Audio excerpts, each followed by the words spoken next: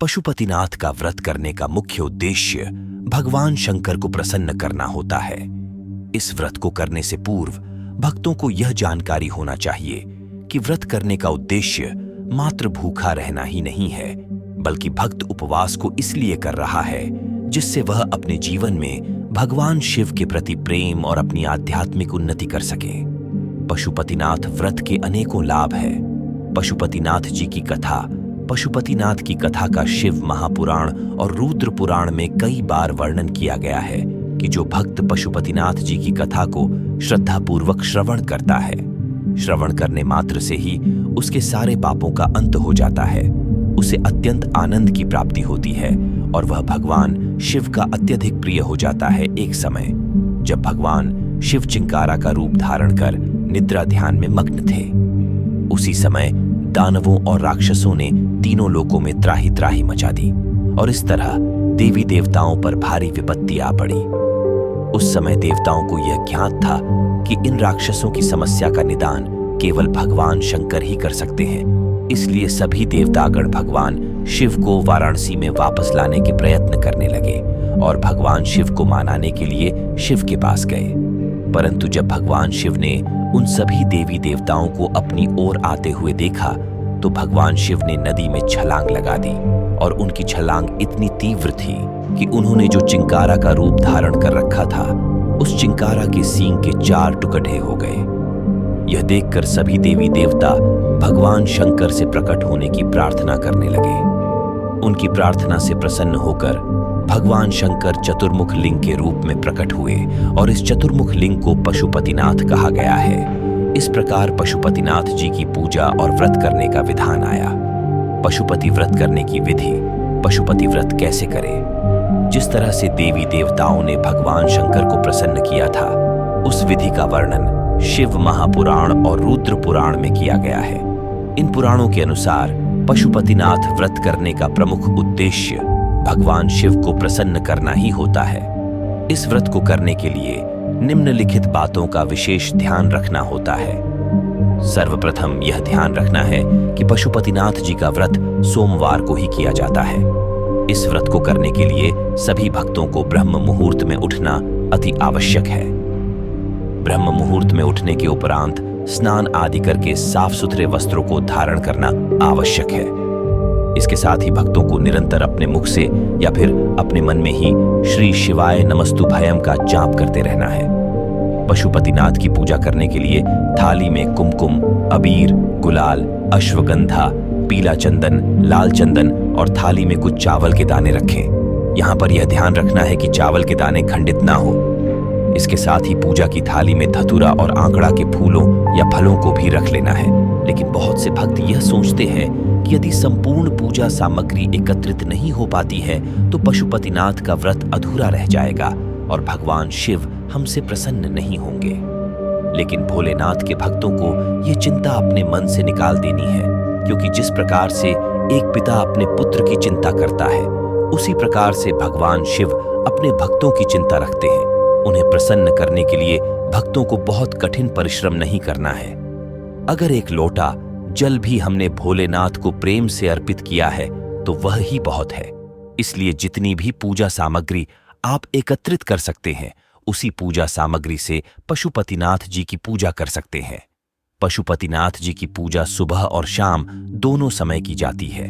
इसलिए पूजा की सामग्री की मात्रा इतनी अधिक रखनी है जिससे दोनों समय की पूजा के लिए सामग्री पर्याप्त बनी रहे।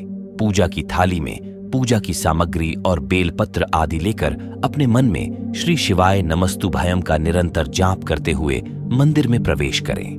मंदिर के अंदर जाने पर अगर शिवलिंग के आसपास सफाई नहीं है तो सबसे पहले भक्तों को मंदिर के अंदर और शिवलिंग के आसपास सफाई करनी चाहिए।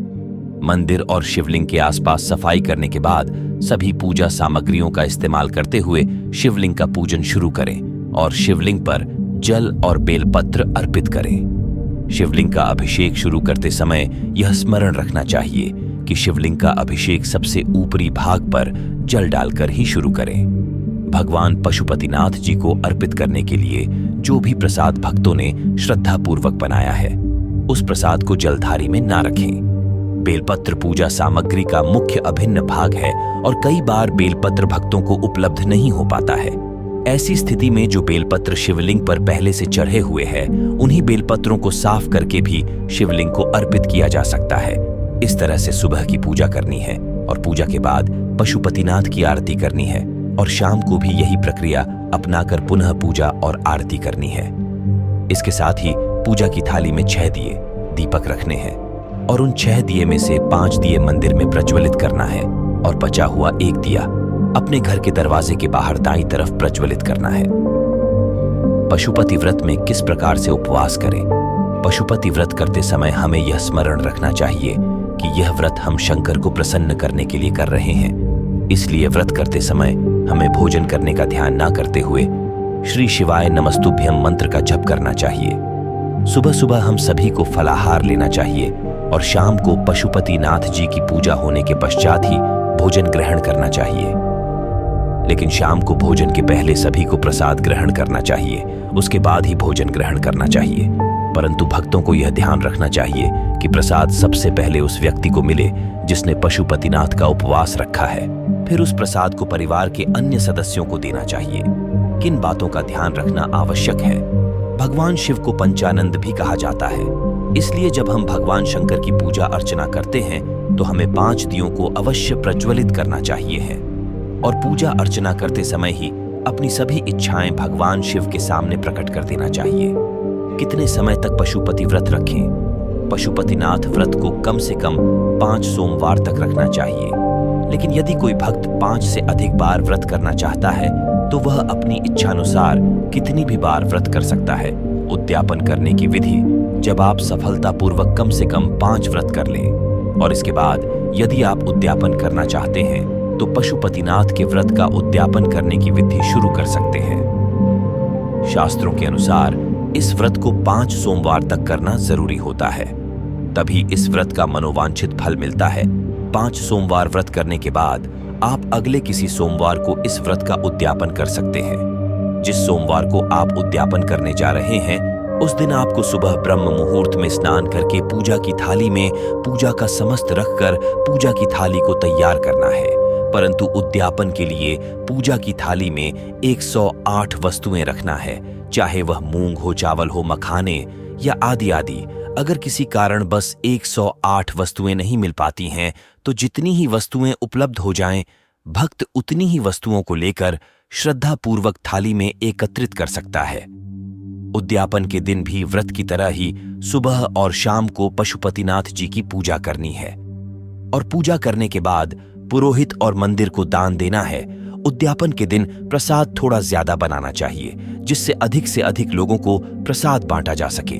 पशुपति व्रत करने में यदि बाधाएं आए तो क्या करें? अगर किन्हीं परिस्थितियों के कारण हम किसी सोमवार को व्रत नहीं कर पाते हैं तो इस व्रत को हम अगले सोमवार को कर सकते हैं। अगर कोई महिला व्रत कर रही है और उसमें माहवारी का दौर शुरू हो जाता है तो वह महिला इस व्रत को अगले सोमवार को कर सकती है और इस तरह उसका व्रत खंडित नहीं होता है। उम्मीद करता हूं इस विधि को आपने अच्छे से समझा होगा। जानकारी अच्छी लगी होगी तो वीडियो को लाइक करें और ऐसे ही जानकारी देखने के लिए हमारे चैनल के सब्सक्राइब करना ना भूलें। भगवान पशुपति आपकी हर कामना पूरी करे।